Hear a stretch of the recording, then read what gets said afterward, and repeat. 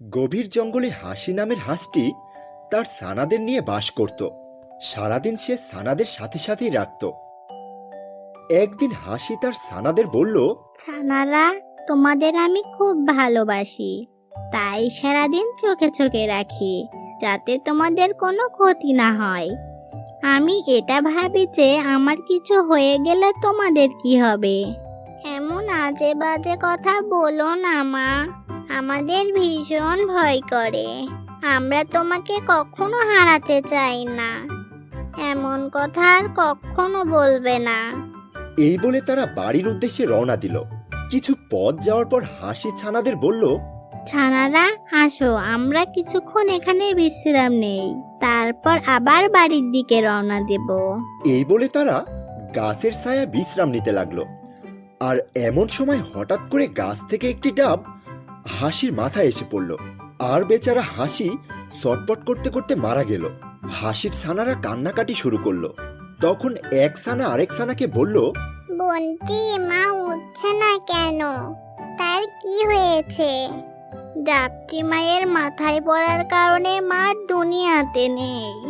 মা আমাদের ছেড়ে অনেক দূরে চলে গেছে। আমাদের মা মারা গেছে। এটা কি বলছো বোন? এখন আমাদের কে খেয়াল রাখবে আর কে বা যত্ন নেবে? হাসি মরে যাওয়ায় তার ছানারা অনেক কান্নাকাটি করলো। আর তাকে কিভাবে দাফন করবে সে বিষয়ে বনের অন্য পশু পাখিদের সাথে আলাপ করবে বলে ভাবলো। হাসির ছানা গিয়ে পৌঁছালো এক পাখির কাছে, কিন্তু পাখিটি যে কথা বলল তা ছানাটির মনে ধরল না। আর তাই সে সেখান থেকেও ফিরে আসলো। আর এবার গেল এক শিয়ালের কাছে। কি হয়েছে বাছা? তোমরা এভাবে বিচলিত হয়ে আছো কেন? মামা, আমাদের মা আর এই দুনিয়াতে নেই। সে আজ মারা গেছে। আমরা তার দাফন করব কিভাবে? বাচ্চারা, তোমাদের এ বিষয়ে চিন্তা করার কোনো প্রয়োজন নেই। সবকিছু আমার উপর ছেড়ে দাও। দাফনের জন্য যা যা করা লাগে তার ব্যবস্থা আমি করে দিব। তোমরা আর বিচলিত হইও না। তুমি সত্যি কথা বলছো মামা? তুমি সব ব্যবস্থা করে দেবে তো? আমরা তো এখনো অনেক ছোট, এ বিষয়ে আমরা কিছুই জানি না। আরে হ্যাঁ হ্যাঁ, সব কাজ আমি করে দেব। শিয়াল তখন হাসির লাশের সামনে আসলো। ও মামা, আমরা তাহলে তোমার ভরসায় থাকলাম। শিয়াল তখন হাসিকে মুখে নিয়ে সেখান থেকে চলে গেল।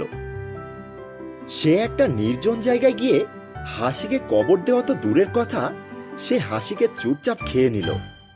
আর হাসির ছানাদের কাছে এসে বলল, বাচ্চারা, আমি তোমাদের মাকে এইমাত্র কবর দিয়ে আসলাম। আজ থেকে তোমরা আমার ছানা। আমি তোমাদের দেখাশোনা করব, আর তোমরা আমার সাথে আমার গুহায় থাকবে। শিয়ালের এ কথা শুনে একটা ছানার খুব সন্দেহ হলো। শিয়ালের কথায় রাজি হলো না। মা নেই তো কি হয়েছে মামা? আমি তো আছি। আমি আমার বোনদের খেয়াল রাখবো। তখন দুষ্টু শিয়াল বলল, ছানারা, তোমরা আজ রাতে কোথায় ঘুমাবে? মামা, আমরা আজ রাতে ওই ঝোপের আড়ালে ঘুমাবো। আচ্ছা, তোমরা সেখানেই থাকবে। আমি রাতে তোমাদের দেখতে আসব। তোমরা আমাকে ভয় পেও না। কি জানি তোমাদের মা আবার রাতে ভূত হয়ে আসে নাকি। আমি এখন যাচ্ছি, ঠিক আছে? এই বলে শিয়াল সেখান থেকে চলে গেল। হাসির ছানাদের শিয়ালের প্রতি সন্দেহ সৃষ্টি হলো। শিয়াল মামা আমাদের সাথে হয়তো প্রতারণা করছে। সে আমাদের মাকে সত্যি কবর দিয়েছে কিনা এই বিষয়ে আমার সন্দেহ হয়। আজ রাতে আমরা সবাই ওই গুহার ভিতরে থাকবো, যাতে শিয়াল মামা বুঝতে না পারে যে আমরা কোথায় আছি। বড় বোনের কথা মতো সব ছানারা গুহার ভিতরে আশ্রয় নিল। শিয়াল সেই ঝোপের কাছে আসলো। কই, এত খোঁজাখুঁজি করছি, কিন্তু হাসির ছানাদের তো কোথাও দেখতে পাচ্ছি না।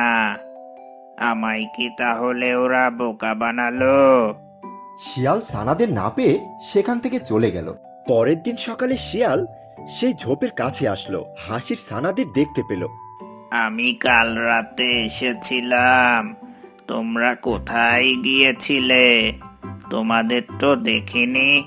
মামা, কাল রাতে আমরা গুহার ভিতরে ছিলাম, তাই আমরা বুঝতে পারিনি যে তুমি এসেছিলে। মা মরা ছানারা, কত কষ্টেই না আছো তোমরা। তোমাদের এই ছন্ন ছাড়া জীবন দেখে আমার বড় কষ্ট হয়। তবে ভয় পেও না, আমি সব সময় তোমাদের সাথেই আছি, বুঝেছো? আমি যাচ্ছি, রাতে আবার আসবো। না মামা, এটার কোনো প্রয়োজন নেই, আমি সবকিছু সামলিয়ে নেব। এই কথা বললে কি হয় যে আমি তোমাদের দেখতে আসবো না? শিয়ালের এমন আচরণে হাসির ছানাদের সন্দেহ বিশ্বাসে বদলে গেল। সে তার ভাই বোনদের নিয়ে আজ ঝোপের ভেতরে থাকবে বলেই সিদ্ধান্ত নিল। রাতে শিয়াল আসলো, হাসির ছানাদের খাবে বলে গুহার মধ্যে খুঁজতে লাগলো, কিন্তু গুহায় কাউকে পেল না। আজকেও দেখি আমাকে বোকা বানিয়েছে। আগামীকাল সকালে ওদের আর রেহাই নেই। আমি ছানাদেরকে সকালেই নাস্তা হিসাবে খেয়ে নেব।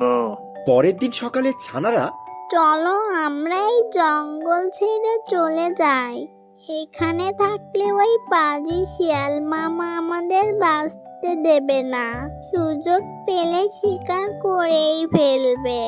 আমরা অন্য জঙ্গলে চলে যাই, তবে বড় হয়ে এই জঙ্গলে ফিরে এসে এই পাজি শিয়ালকে উচিত শিক্ষা দেব। ছানারা বাধ্য হয়ে ওই জঙ্গল ছেড়ে চলে গেল। পালিয়ে তোরা কোথায় যাবি? তোদের আমি ঠিকই খুঁজে বের করে চিবিয়ে খাবো। হা হা হা।